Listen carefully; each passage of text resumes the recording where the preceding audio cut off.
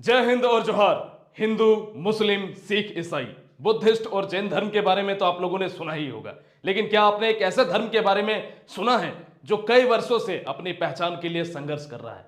एक ऐसा धर्म जो देश की आजादी से पहले अपने अस्तित्व को काफी मजबूत देख पा रहा था, लेकिन आज वही धर्म अपने अस्तित्व को बनाए रखने के लिए संघर्ष कर रहा है और सरकार के खिलाफ हर बार अपनी मांग को रख रहा है। जी हाँ साथियों, मैं बात कर रहा हूं सरना धर्म के बारे में। आज के इस वीडियो में मैं एक बहुत ही कंट्रोवर्शियल मुद्दे पर बात करने वाला हूं कि किस प्रकार से सरना धर्म का पूरा इतिहास को दबाया गया और सरना धर्म जिस प्रकार से आजादी से पहले लोकप्रिय था, धीरे धीरे सरना धर्म की लोकप्रियता कैसे कम हुई। सरना धर्म एक ऐसा धर्म जिसकी कुल आबादी देश में कुल जैन धर्म को मानने वाले लोगों की आबादी से कई गुना ज्यादा है। एक ऐसा धर्म जो हर बार जनगणना के समय अपना धर्म कोड मांगता है। एक ऐसा धर्म जो अपनी अस्तित्व को बनाए रखने के लिए हर बार संघर्ष करता है और हर बार आश्वासन देकर के उनके मनोबल को तोड़ा जाता है और हर बार उन्हें धोखा और छल ही दिया जाता है। आज की इस वीडियो में मैं उसी सरना धर्म के बारे में बात करने वाला हूं साथियों। तो आइए इस ऐतिहासिक वीडियो को शुरू करते हैं और वापस आ गया हूं मैं अपने उसी एनर्जेटिक अंदाज में जिस जगह पर मैंने इस कहानी को अधूरा छोड़ा था, बच्चों को तैयार करने के लिए, बच्चों को परीक्षा की तैयारी करवाने के लिए वापस मैं आ गया हूं और बैक टू बैक आप लोगों के सामने इसी प्रकार की नॉलेजेबल वीडियोस आती रहेंगी। आइए शुरू करते हैं। अपने हर एक वीडियो की तरह इस वीडियो में भी मैं सब कुछ बिल्कुल शून्य से शुरू करूंगा और ए टू जेड इस कहानी को मैं आप लोगों को समझाने की कोशिश करूंगा कि सरना धर्म क्या है सरना धर्म का इतिहास और क्यों ये अपने धर्म कोड को लेकर के अक्सर प्रोटेस्ट करते हैं और सरकार से गुहार लगाते हैं। आइए समझते हैं। सबसे पहले हम लोग समझेंगे कि क्या है सरना।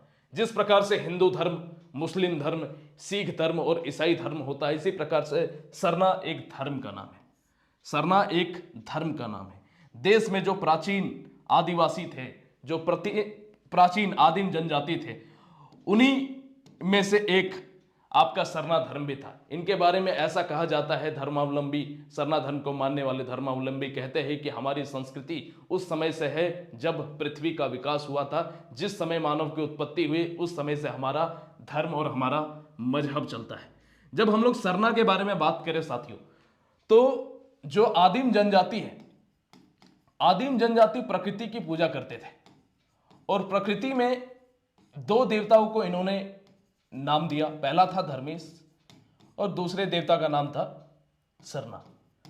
धर्मेश को इन्होंने पिता कहा और सरना को इन्होंने माता कहा। जिस प्रकार से हम लोग दुर्गा माँ की पूजा करते हैं, भारत माँ की पूजा करते हैं, उसी प्रकार से सरना इनकी एक धर्म की माँ है, जननी है। इसीलिए ये सरना धर्म इनकी जननी के नाम से भी प्रचलित हुआ। जो सरना धर्म को मानते हैं, उन्हें मानने वाले लोग, जैसे मैंने बताया कि ये लोग प्रकृति की भी पूजा करते हैं, जल जंगल जमीन की ये लोग पूजा करते हैं। इस धर्म के अनुयायी यानी कि भक्त के बारे में जब हम लोग बात करें तो झारखंड, बिहार, पश्चिम बंगाल, उड़ीसा, छत्तीसगढ़, उत्तर प्रदेश, इसके बाद त्रिपुरा, असम, महाराष्ट्र इत्यादि क्षेत्रों में भी पाए जाते हैं। जब भारत से बाहर हम लोग विदेशों में जाए तो नेपाल और भूटान के साथ साथ बांग्लादेश जैसे क्षेत्र में भी आपका सरना धर्म के लोग पाए जाते हैं। लेकिन इनका केंद्र बिंदु अगर हम लोग बात करें तो झारखंड ही हमारा इसका केंद्र बिंदु है, जहां पर सबसे ज्यादा पॉपुलेशन देखने को मिलता है। आगे जब हम इसके बारे में बात करें, सरना धर्म के अस्तित्व के बारे में, जैसे मैंने बताया कि ये आदि काल से जंगलों में रहते थे। उस समय प्रकृति के सारे गुण और सारे नियम को ये लोग समझते थे और जब प्रकृति के नियम पर चलने लगे तो समय के साथ वे आदिवासी जितनी भी पूजा पद्धति करते थे उन सभी में कहीं ना कहीं प्रकृति की ही पूजा विद्यमान थी। सरना धर्म को आदि धर्म इसीलिए कहा जाने लगा क्योंकि आदि काल से यह सरना धर्म चलता आया है। सरना धर्म आदिवासियों में मुंडा, हो, संथाल, भूमिज, उराव, गोंड और भील इत्यादि खास तौर पर मानते हैं। इन सभी झारखंड में रहने वाले सभी लोग, यहां तक उराव तक तो जानते ही होंगे, लेकिन गोंड और भील जनजाति के बारे में बात करें तो ये भारत में सबसे ज्यादा पाई जाने वाले जनजातियों में से एक है। मध्य प्रदेश, उत्तर प्रदेश के क्षेत्र में ये जनजाति आपको मिलेगी और भारत के कई अन्य राज्यों में भी गोंड और भील जनजाति के लोग आपको मिल जाएंगे। सरना धर्म को मानने वाले अनुयायी कहते हैं, भक्त कहते हैं कि प्रकृति की रक्षा करना हमारी संस्कृति है, हमारा कर्तव्य है, क्योंकि प्रकृति ही हमारा देवता है और प्रकृति ही हमारा खुदा है, हमारा ईश्वर है। इसीलिए ये जो भी पूजा अर्चना करते हैं, प्रत्येक पूजा अर्चना में जल, जंगल और जमीन को ही केंद्र बिंदु रखा जाता है और उन्हीं को समर्पित हर एक पूजा अर्चना होती है। आइए साथियों आगे बढ़ते हैं। ये ना तो मूर्ति की पूजा करते हैं, ना ही किसी वर्ण व्यवस्था को मानते हैं, ना ही स्वर्ग नरक को मानते हैं। इन सभी चीजों में ये विश्वास नहीं करते, इसलिए ये हिंदू धर्म से बिल्कुल अलग है। जैसा कि मैंने वीडियो के शुरुआत में आप लोगों को समझाया कि 1951 से पहले सरना धर्म काफी सुरक्षित था, उसके लिए एक विशेष कोड था। जब जनगणना होती थी तो ब्रिटिश सरकार एक कोड पर साइन करवाती थी कि हिंदू, मुस्लिम, सिख, ईसाई के बाद एक सरना भी एक बॉक्स होता था, उस बॉक्स पर क्लिक करना होता था कि हम सरना धर्म से हैं। लेकिन आजादी के बाद धीरे धीरे इस सरना धर्म को समाप्त कर दिया गया और ये सरना धर्म के जो लोग हैं वो जब मैं आपको पाई चार्ट दिखाने की कोशिश करूं, मैं एक बार पाई चार्ट आप लोगों को दिखाता हूं। तो इस पाई चार्ट को जब आप ध्यान से देखेंगे तब आपको समझ में आएगा कि जिस प्रकार से हिंदू, इस्लाम, क्रिश्चियनिटी, सिख और बुद्धिज्म, जैनिज्म है, इसी प्रकार से सरना धर्म का भी एक बॉक्स हुआ करता था, वो बॉक्स समाप्त कर दिया गया है और इसी को लेकर के सारी लड़ाई है और इसी को लेकर के अक्सर जो है सरना धर्म के लोग प्रोटेस्ट करते हैं। तो 1951 से पहले ये कोड हुआ करता था, लेकिन 1951 के बाद ये जो सरना धर्म वाले लोग हैं, ये कुछ लोग हिंदू की तरफ चले गए, कुछ लोग क्रिश्चियनिटी में चले गए, कुछ लोग जैन धर्म को मानने वाले हो गए। इस प्रकार से अलग अलग धर्मों में ये विभाजित हो गए, जिसके कारण इनका जो धर्म है, इनका जो अस्तित्व है, ये धीरे धीरे समाप्त होने लगा। आइए आगे जानते हैं। इस धर्म के लोग सरहुल पर्व को काफी धूमधाम से मनाते हैं और वे इस दिन को ही अपना नया साल का पहला दिन मानते हैं। आप देखते हैं आदिवासियों में, संथालों में सरहुल के पर्व को काफी लोकप्रिय ढंग से मनाया जाता है। इस प्रकार से सरना, ये जो आपका धर्म है, इसमें भी सरहुल का पर्व सबसे पवित्र पर्व में से एक होता है। तो इससे आप एक चीज समझ सकते हैं कि ये जो संथाल जनजाति है या आदिवासी जो जनजाति है, यही तो सरना है। लेकिन मैं आपको ये कहना चाहता हूं कि आदिवासियों में भी कुछ अलग अलग समुदाय है। सभी समुदाय नहीं बोलते कि हम सरना धर्म से है, लेकिन कुछ कुछ ऐसे समुदाय हैं। टोटल झारखंड में 32 प्रकार की जनजातियां हैं। उन 32 जनजातियों में से कुछ जनजातियां दावा करती है या उन पर्टिकुलर जनजातियों में कुछ व्यक्ति दावा करते हैं कि हम सरना धर्म से संबंधित है और इसी को लेकर के पूरा विवाद आज से पहले से लेकर के आज तक चलता आया है। आइए हम लोग और चीजों को विस्तार से समझने का प्रयास करते हैं। आगे समझिए। सरना धर्म के धर्मावलंबी मानते हैं कि पृथ्वी पर सबसे पुराना धर्म है सरना। संरचना के बारे में जैसे वे कहते हैं कि पृथ्वी की संरचना के समय अगर कोई सबसे पुराना धर्म है तो वो सरना धर्म है, क्योंकि इनका मानना है कि हम लोग प्रकृति के साथ जुड़े हैं। ऐसे में जिस दिन से धरती पर इंसान आए तब से ही हमारा सरना धर्म की शुरुआत हुई है, ये सरना धर्म के धर्मावलंबियों का कहना है। सरना धर्म को मानने वाले लोग 3 प्रकार की पूजा करते हैं। जैसे मैंने आपको बताया था कि पहले धर्मेश की पूजा, दूसरा सरना माँ की पूजा और तीसरा होता है जंगल की पूजा। इन तीनों को पूजने का एक लॉजिक बताया गया है। कहते हैं जिस प्रकार से हिंदू धर्म में पूर्वजों की पूजा की जाती है, माता पिता की पूजा की जाती है, वैसे ही धर्मेश यानी कि प्रकृति के पिता और सरना यानी कि प्रकृति की माँ, इनकी पूजा की जाती है। तीसरा पूजा जंगल की होती है, जिसे प्रकृति के तौर पर भी पूजा जाता है और इसलिए भी क्योंकि जंगल से खाने पीने का सारा सामान मिलता है और यही पूरा इनका पूजा करने की प्रक्रिया है। आगे जब हम लोग चीजों को समझें, भारत में अगर वर्तमान दौर में बात करें तो 6 करोड़, लगभग 6 करोड़ आबादी सरना धर्म को मानने वाले हैं। अकेले मैं झारखंड की बात करूं तो 70 लाख से ज्यादा आबादी सरना धर्म को मानने वाले झारखंड में है वर्तमान में। जैन धर्म में अगर हम लोग बात करें तो टोटल भारत में अगर 50 लाख से भी कम 45 लाख के आसपास है, लेकिन तब भी मैं 50 लाख अप्रोक्सीमेट कहता हूं जैन धर्म की आबादी मात्र 50 लाख है।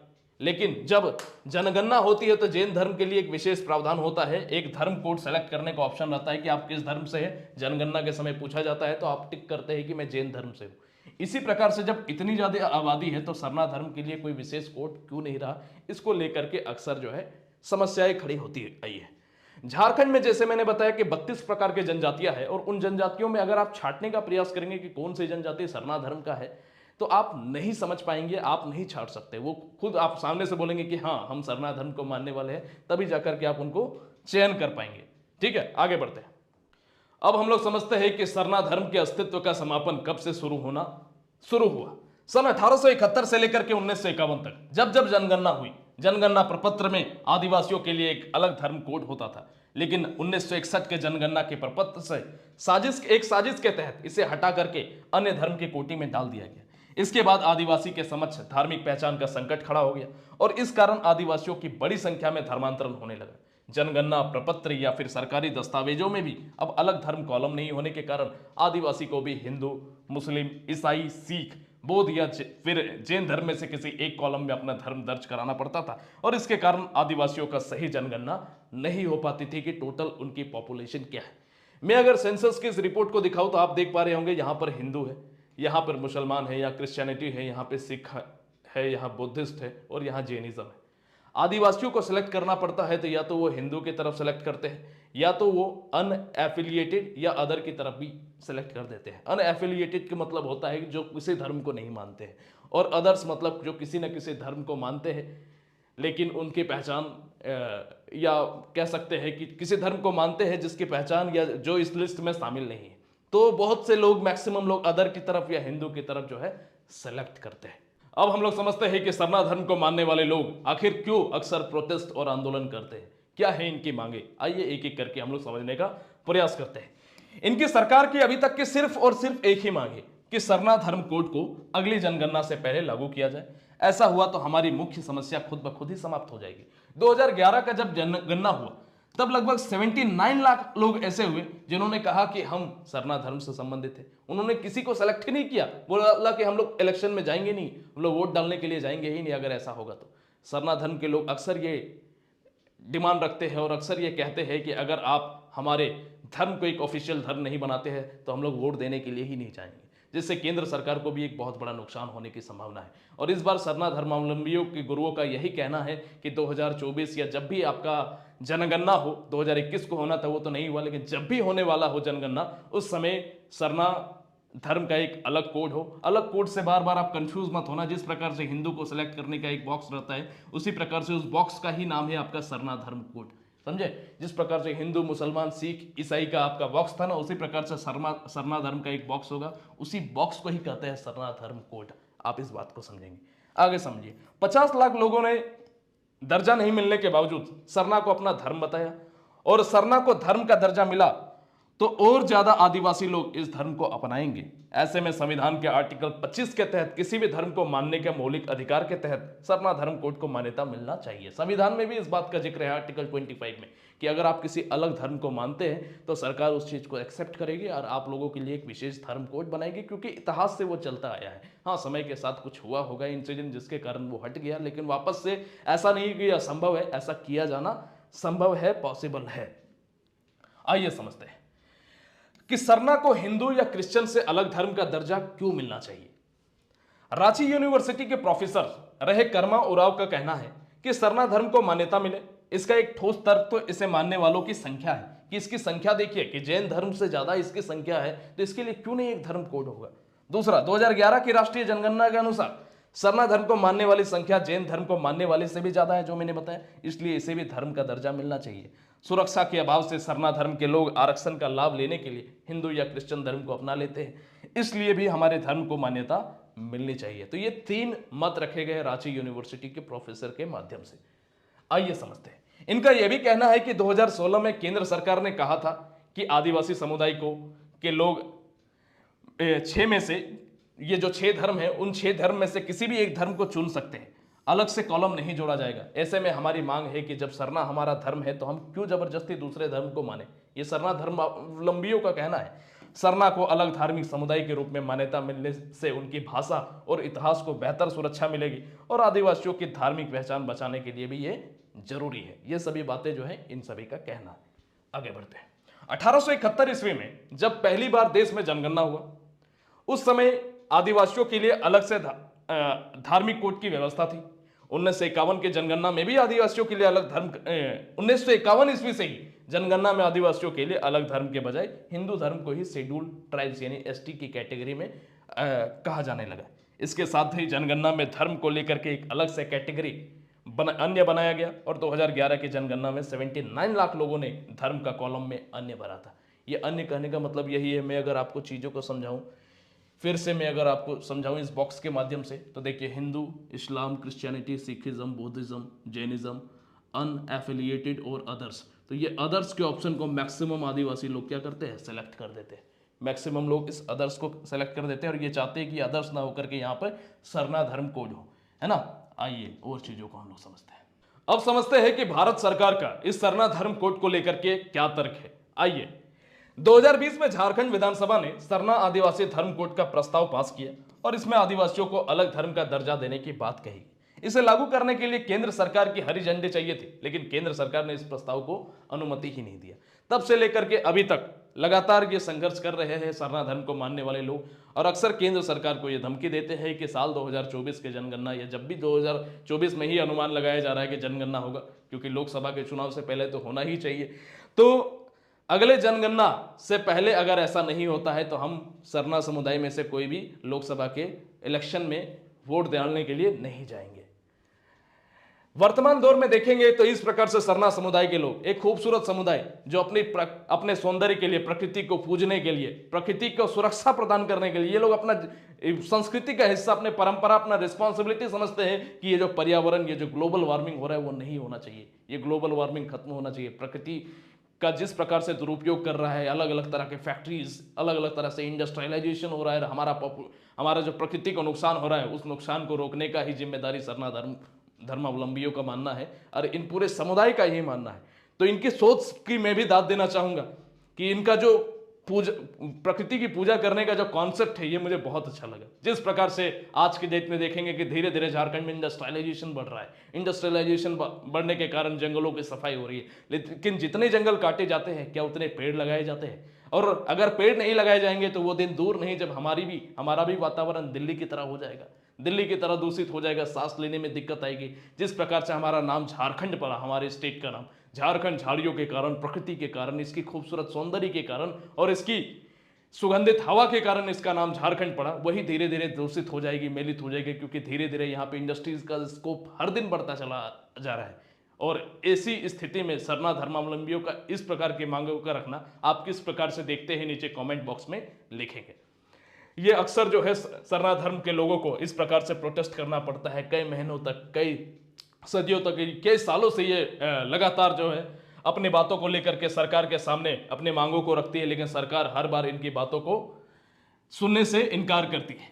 ये सरना धर्म के कुछ लोग हैं, ये सरना धर्म का तिरंगा का ये तस्वीर है, आप देख सकते हैं कि रेड एंड व्हाइट कलर का जो ये फ्लैग दिख रहा है, यही सरना धर्म का झंडा है ना। ये लोग अपने आप को ये नहीं बोल रहे कि देश के, जिस प्रकार से मुसलमान, जिस प्रकार से हिंदू, जिस प्रकार से अन्य धर्म है, उसी प्रकार से सरना को ये अपना धर्म मानते हैं, और वो अपनी ही धर्म को, अपने धर्म के लिए कोड की मांग रख रहे हैं। और उस बात को आप किस प्रकार से लेते हैं ये आपके ऊपर निर्भर करता है। अगर मुझसे पर्सनली पूछा जाए तो मैं इस चीज को बिल्कुल अच्छा कहना चाहूंगा, क्योंकि जब पहले 1951 से पहले ये सभी बातें थी, सरना धर्म को मानने वाले लोग थे और उनके लिए अलग एक धर्म कोड था, तो अभी क्या इससे समस्या है जिसके कारण एक कोड नहीं दिया जा सकता? दिया जाना चाहिए।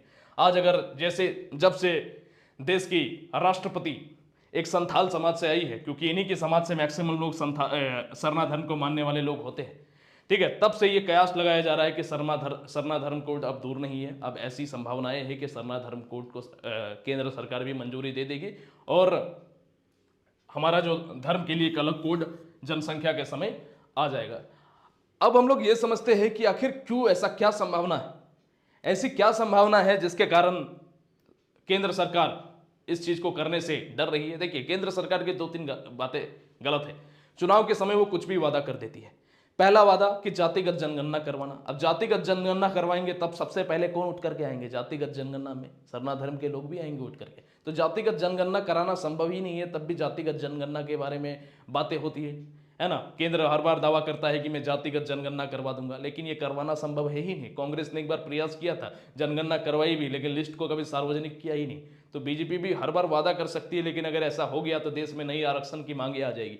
देश में नई आरक्षण की मांगे आ जाएगी, हर कोई बोलेगा कि हम लोग भी EWS कैटेगरी से है, हम लोग भी जो है ST कैटेगरी से है, हम लोग माइनॉरिटी में है, हम लोगों को नई आरक्षण चाहिए। इन सभी चीज़ों से बचने के लिए आरक्षण की नई मांग, और जाहिर सा बात है पक्ष और विपक्ष होता है। जैसे मैंने कल के वीडियो में आप लोगों को बताया, कल का जब मैं वीडियो बना रहा था संपूर्ण कुर्मी समाज के बारे में, जब मैंने वीडियो बताई थी कि कुर्मी समाज अपने आप को ST का दर्जा पाने की चाह रखता है, तो आदिवासी समाज इसका विरोध कर रहा है। तो इसी प्रकार से अलग जो समुदाय है वो इस बात का विरोध करेगा और देश में दंगे फसाद और आरक्षण की नई मांगे होंगी। इसके लिए केंद्र सरकार हमेशा डरती है और इन सभी प्रावधानों से बचने का प्रयास करती है। आइए साथियों, इस वीडियो के अंत में हम लोग यही बोलेंगे कि जो सरना धर्म है, अगले जनगणना फॉर्म में सरकार सरना धर्म के लिए एक अलग कॉलम बनाए, है ना। यही जो मैक्सिमम लोगों की मांग है उसका मैं समर्थन करना चाहूँगा। और इस चीज़ को आप किस तरीके से देखते हैं इसको नीचे कमेंट बॉक्स में आप लिखिए। मैं एक शिक्षक हूँ, मैं अपना ओपिनियन में शिक्षक होने के साथ साथ एक इंसान भी हूँ। अपना ओपिनियन जो मुझे सही लगता है पढ़ करके दस्तावेजों को, ठीक है, उससे मैं प्रतिक्रिया देता हूँ। अब इस चीज़ को आप किस प्रकार से देखते हैं इस चीज़ को नीचे कमेंट बॉक्स में लिखेंगे। आशा करते हैं आज की इस वीडियो में आप लोगों को मजा आया होगा और सारी बातों को आप सरना धर्म से संबंधित A to Z डिटेल्स को आप समझे होंगे। इसी प्रकार के नॉलेजेबल वीडियोस को देखने के लिए हमारे साथ, हमारे इस यूट्यूब चैनल के साथ आप जुड़ सकते हैं, ठीक है। तो आज की इस वीडियो को हम लोग यहीं पे ख़त्म करते हैं। थैंक यू, जय हिंद और जोहार।